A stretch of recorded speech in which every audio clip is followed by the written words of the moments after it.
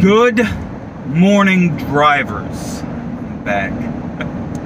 Man, it has been a couple of weeks. All right, so there is some stuff going on. There's a lot of heat, basically from the Mississippi to the Rockies.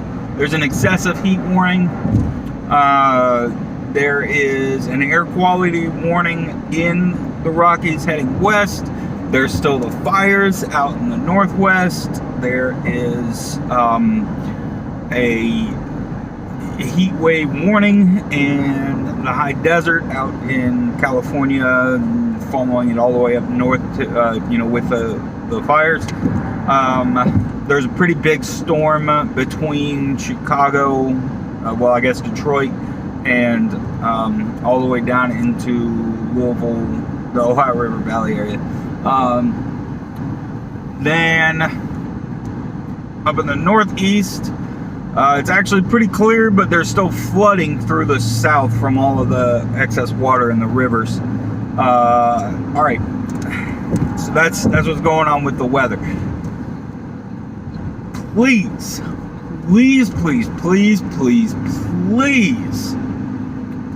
oh please, listen, if you are switching out at a truck stop, a rest area is actually pretty easy to get back on, but at any location that is not directly off the interstate or that has a different way of getting back onto the interstate, please stay up with your partner, stay up with your teammate, and help them get back onto the interstate.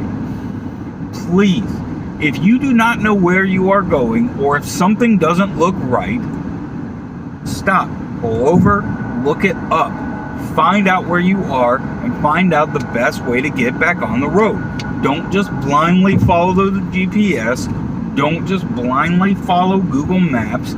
Pull up Street View, pull up the satellite view, and see if there's enough room for you to take those, okay? Listen, just because it says that there's diesel does not mean that a semi-truck can pull into any of these parking lots, right? There are cars that run off of diesel. There are pickup trucks that run off of diesel. And that's why the regular gas stations say diesel. It has to say... anyway, you have to look up actual truck stops. So I recommend pulling up Trucker Path.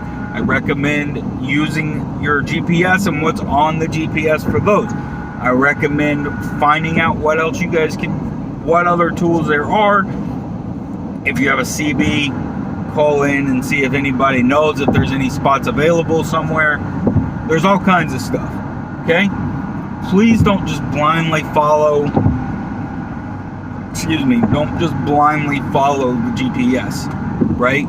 If we are further than 3 or 4 miles off of the interstate, you need to question if that's the correct direction, right? There is very, very few exceptions to that. One being 287 on your way through Texas and Colorado, and there's one other one up in Minnesota that I can recall.